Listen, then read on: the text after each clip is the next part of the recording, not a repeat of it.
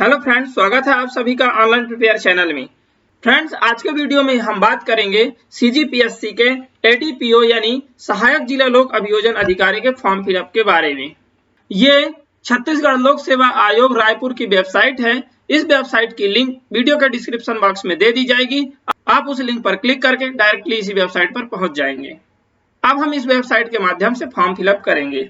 ADPO का notification देखने के लिए advertisement for assistant district public prosecution officer में क्लिक करना होगा। अब हम फॉर्म फिलअप करने से पहले शॉर्ट में एलिजिबिलिटी क्राइटेरिया देख लेते हैं। सहायक जिला लोक अभियोजन अधिकारी गृह विभाग के पद पर सीधी भर्ती। ऑनलाइन आवेदन करने की डेट 8/9/2021 से 7/10/2021 तक है। इसके लिए जो क्वालिफिकेशन है वो किसी भी मान्यता प्राप्त विश्वविद्यालय से विधि स्नातक पास होना चाहिए, यानी कि लॉ की डिग्री कंप्लीट होनी चाहिए। इस पद के लिए अदर स्टेट के कैंडिडेट भी अप्लाई कर सकते हैं, किंतु उन्हें अनारक्षित श्रेणी में आवेदन करना होगा। इस पद के लिए जो आयु सीमा है वो 21 वर्ष से कम नहीं होनी चाहिए और 30 वर्ष से अधिक नहीं होनी चाहिए। किंतु यदि आप छत्तीसगढ़ के स्थानीय या मूल निवासी हैं तो उसके लिए जो अधिकतम आयु है वो 30 वर्ष के स्थान पर 40 वर्ष होगी। इसकी जो आयु गणना है वो 1/1/2021 से की जाएगी। यहाँ पर आयु सीमा में कैटेगरी वाइज छूट दी गई है और अधिक इंफॉर्मेशन के लिए आप देख सकते हैं। तो चलिए अब हम फॉर्म फिलअप करते हैं। यदि आप पहले से ही रजिस्टर्ड हैं तो आपको यहाँ पर यूजर नेम यानी कि मोबाइल नंबर या ईमेल आईडी इंटर करना है।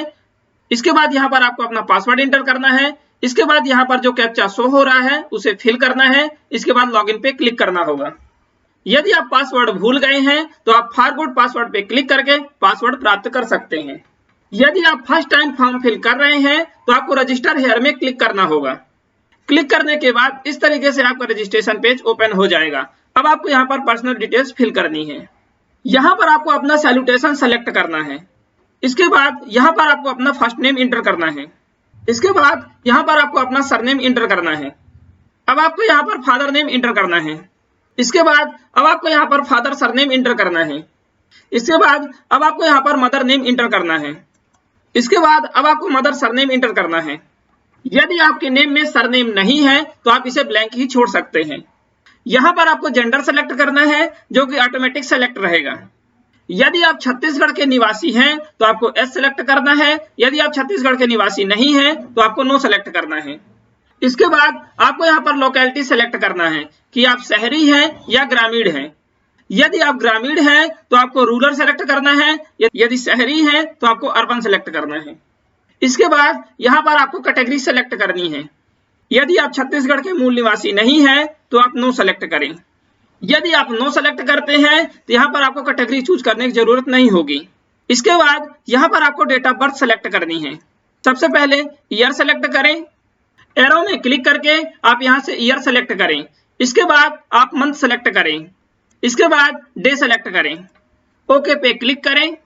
यहाँ पर आपको डेट ऑफ बर्थ प्रूफ के लिए डॉक्यूमेंट सेलेक्ट करना होगा कि आप 10th मार्कशीट सबमिट कर रहे हैं या 12th मार्कशीट सबमिट कर रहे हैं या बर्थ सर्टिफिकेट सबमिट कर रहे हैं। जो भी डॉक्यूमेंट आप सबमिट करेंगे उसमें डेट ऑफ बर्थ मेंशन होनी चाहिए। यहाँ पर आप जो भी डॉक्यूमेंट सेलेक्ट किए हैं उसका यहाँ पर रोल नंबर या सर्टिफिकेट नंबर इंटर करना है।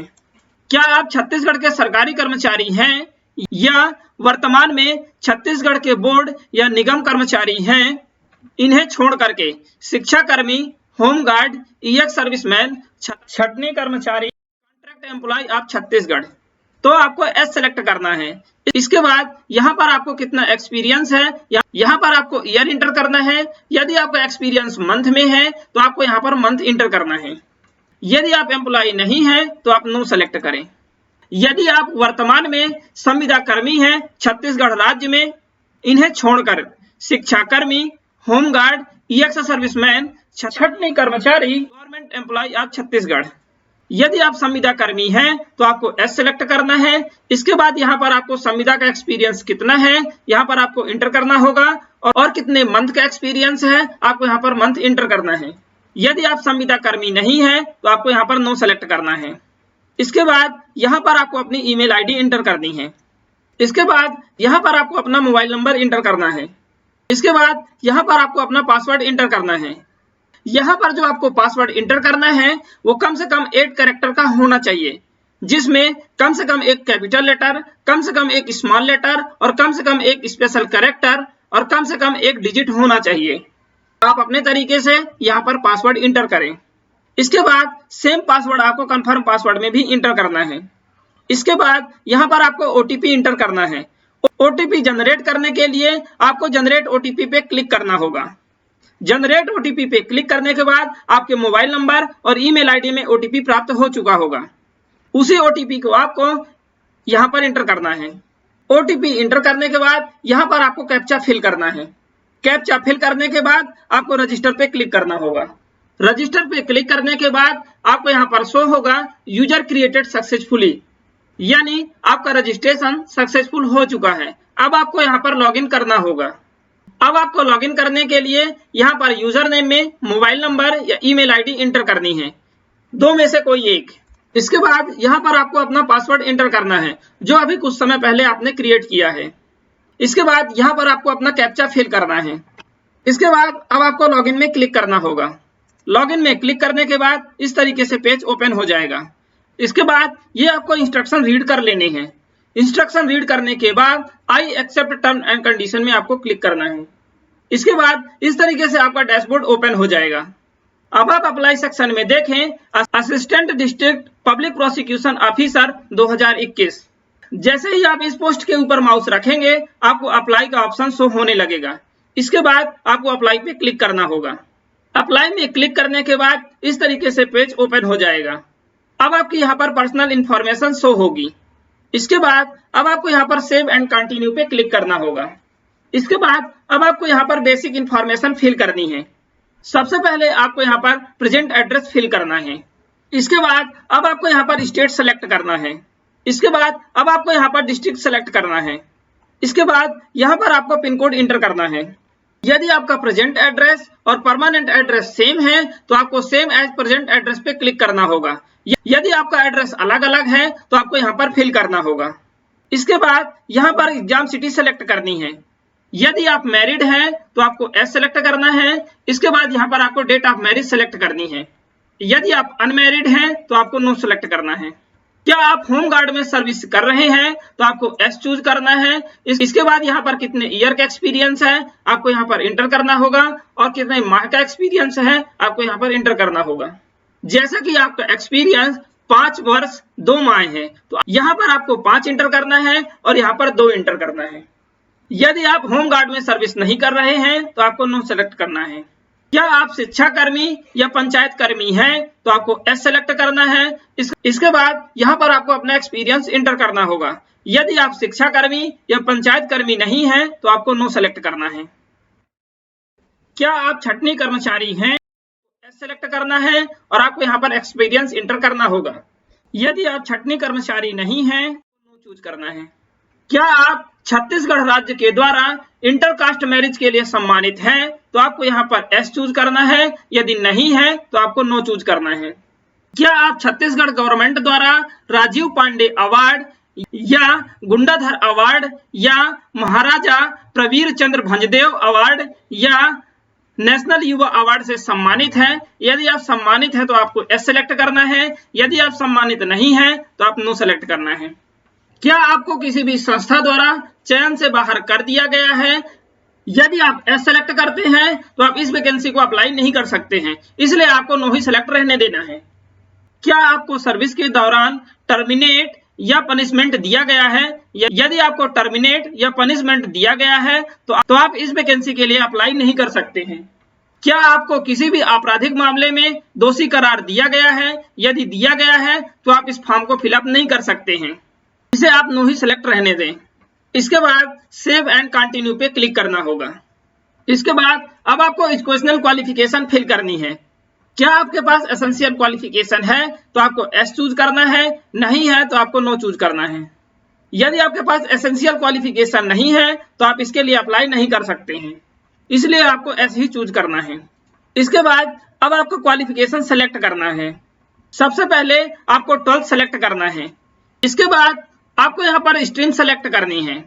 इसके बाद यहाँ पर आपको अपने सब्जेक्ट इंटर करने हैं। आप यहाँ पर सभी सब्जेक्ट इंटर कर सकते हैं। इसके बाद यहाँ पर आपको ड्यूरेशन सेलेक्ट करना है कि आपका जो 12th है वो कितने साल का था। इसके बाद यहाँ पर आपको डेट ऑफ पासिंग सेलेक्ट करना है। सबसे पहले आपको ईयर सेलेक्ट करना है, इसके बाद मंथ सेलेक्ट करें, इसके बाद डे सेलेक्ट करें। इसके बाद यहाँ पर आपको रोल नंबर या सर्टिफिकेट नंबर इंटर करना है। इसके बाद यहाँ पर आपको स्कूल या कॉलेज का नेम इंटर करना है। इसके बाद यहाँ पर आपको बोर्ड या यूनिवर्सिटी नेम इंटर करना है। इसके बाद यहाँ पर आपका ग्रेड या परसेंटेज था, आप सेलेक्ट करें। इसके बाद यहाँ पर आपको टोटल मार्क्स इंटर करने हैं। इसके बाद यहाँ पर आपको ऑब्टेन मार्क इंटर करने हैं। यहाँ पर आपको परसेंटेज शो होने लगेगा। इसके बाद अब आपको ऐड में क्लिक करना होगा। इसके बाद अब आपको नेक्स्ट क्वालिफिकेशन सेलेक्ट करनी है। इसके बाद अब आपको यहाँ पर स्ट्रीम सेलेक्ट करनी है। इसके बाद अब आपको यहाँ पर सब्जेक्ट इंटर करने हैं। इसके बाद यहाँ पर आपको ड्यूरेशन सेलेक्ट करना है कि आपके कोर्स का ड्यूरेशन क्या रहा है। इसके बाद यहाँ पर आपको पासिंग ईयर सेलेक्ट करना है। सबसे पहले ईयर सेलेक्ट करें, इसके बाद मंथ सेलेक्ट करें, इसके बाद डे सेलेक्ट करें। इसके बाद यहाँ पर आपको रोल नंबर या सर्टिफिकेट नंबर इंटर करने हैं।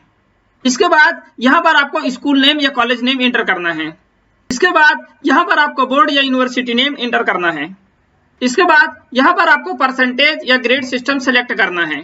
इसके बाद यहाँ पर आपको टोटल मार्क्स इंटर करने हैं। इसके बाद यहाँ पर ऑब्टेन मार्क इंटर करने हैं। इसके बाद यहाँ पर आपको परसेंटेज शो होने लगेगा। ऐड पे क्लिक करें। इस तरीके से आपके पास यदि और अधिक क्वालिफिकेशन है तो आप यहाँ पर सेलेक्ट करके क्वालिफिकेशन फिल कर सकते हैं। यदि आपका क्वालिफिकेशन ऐड करते वक्त यदि आपका किसी भी क्वालिफिकेशन में गलती हो गई है तो आप यहाँ पर डिलीट पे क्लिक करके पुनः से क्वालिफिकेशन ऐड कर सकते हैं। सभी क्वालिफिकेशन फिल करने के बाद अब आपको सेव एंड कंटिन्यू पे क्लिक करना होगा। इसके बाद यहाँ पर आपको एक्सपीरियंस डिटेल्स फिल करनी थी जो कि जरूरत नहीं है। अब आपको यहाँ पर सेव एंड कंटिन्यू पे क्लिक करना होगा। इसके बाद अब आपको यहाँ पर फोटो और सिग्नेचर अपलोड करने हैं। यह फोटो का जो रेजोल्यूशन होना चाहिए वो 150 पिक्सल विड्थ होनी चाहिए और 200 पिक्सल हाइट होनी चाहिए। का जो फाइल साइज है वो 100 KB से कम होना चाहिए। सिग्नेचर का जो रेजोल्यूशन है वो विड्थ 150 पिक्सल होनी चाहिए और हाइट 100 पिक्सल होनी चाहिए। सिग्नेचर का जो फाइल साइज है वो 100 KB से कम का होना चाहिए। फोटो अपलोड करने के लिए ब्राउज पे क्लिक करना होगा। इसके बाद फोटो को सेलेक्ट करें, ओपन पे क्लिक करें। यहाँ पर आपकी फोटो शो होने लगेगी। इसके बाद अब आपको सिग्नेचर अपलोड करने के लिए ब्राउज पे क्लिक करना होगा और फोटो सेलेक्ट करना होगा। ओपन पे क्लिक करना होगा। इस तरीके से आपका सिग्नेचर शो होने लगेगा। इसके बाद अब आपको कन्फर्म सबमिट पे क्लिक करना होगा। ओके पे क्लिक करना होगा। फाइनल सबमिट के बाद यदि आप करेक्शन करना चाहते हैं तो आपको पेमेंट करने के बाद ही करेक्शन कर सकते हैं। ओके पे क्लिक करें। यहाँ पर आपकी टोटल फीस शो हो रही है जिसको आपको पे करना है।